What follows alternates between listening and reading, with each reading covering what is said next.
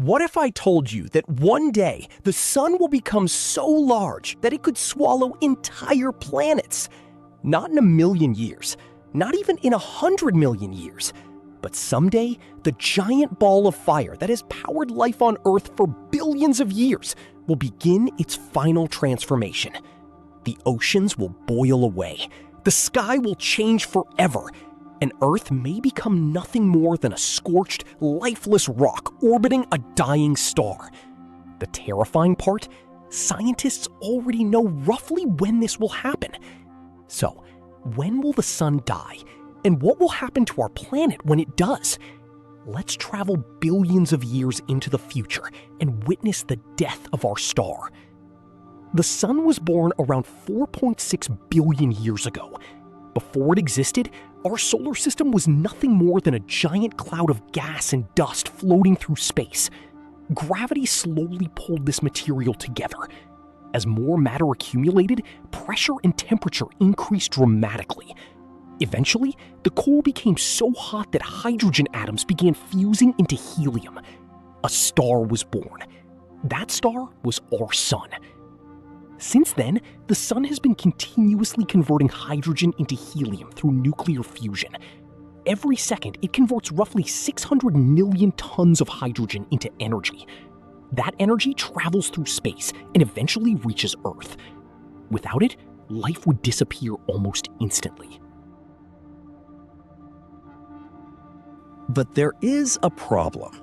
The sun's fuel is not infinite. One day, it will run out. Fortunately, that day is not tomorrow. Astronomers estimate the sun is currently about halfway through its life.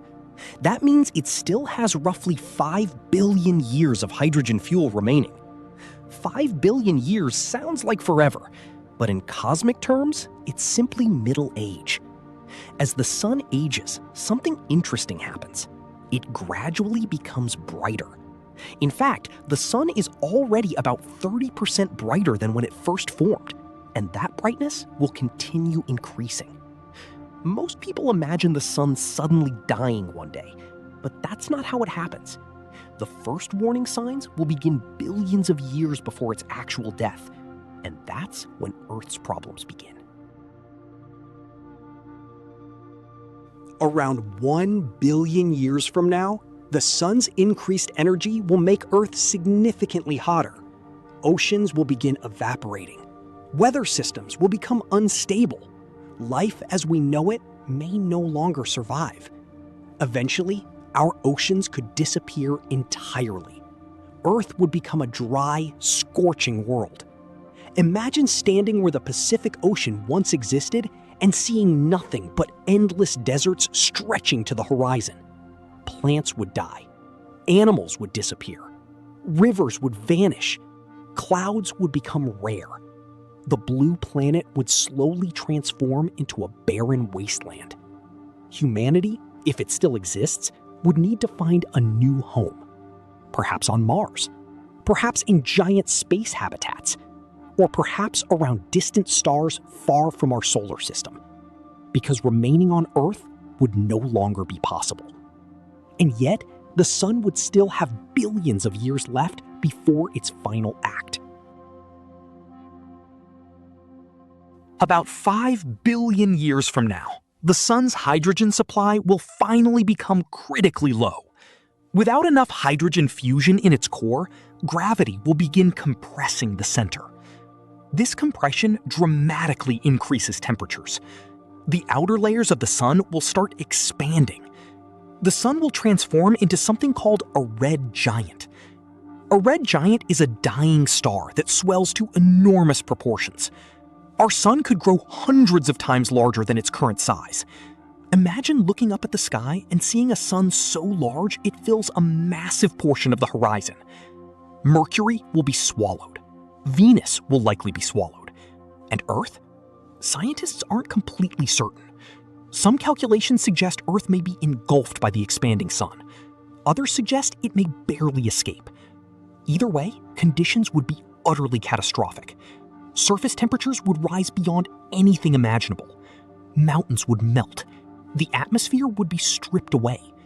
oceans, continents, and life would be gone. The Earth we know today would cease to exist.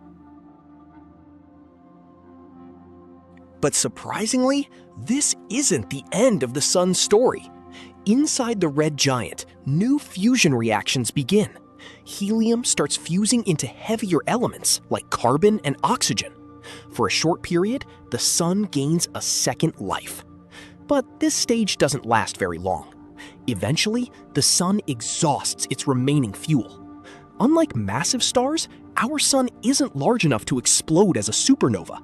Instead, it sheds its outer layers into space. These glowing clouds of gas create beautiful structures called planetary nebulae. From across the galaxy, they appear as colorful cosmic masterpieces. The material released by the dying sun will drift across space. Some of it may eventually become part of new stars, new planets, perhaps even new forms of life. In a way, the sun's death helps create the next generation of cosmic objects. Even in death, stars continue shaping the universe. What remains behind is the sun's core, a tiny but incredibly dense object called a white dwarf. A white dwarf contains roughly the sun's mass compressed into a volume similar to Earth. A teaspoon of its material would weigh tons. Yet it no longer produces energy through fusion. It simply glows with leftover heat. Over trillions of years, that heat slowly fades away. The white dwarf cools, dimmer and dimmer, until eventually it becomes a cold, dark object known as a black dwarf. At that point, the sun is effectively dead. Here's something fascinating. The universe isn't old enough for black dwarfs to exist yet. Not a single black dwarf has ever formed.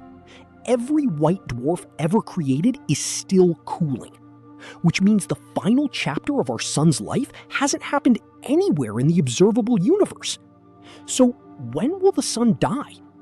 Technically, the process begins in about 5 billion years when it becomes a red giant. But its final death may take trillions upon trillions of years, far longer than humanity can truly comprehend. The good news? You don't need to worry about the sun dying anytime soon. But one day, in the unimaginably distant future, the star that gave us life will finally fade away.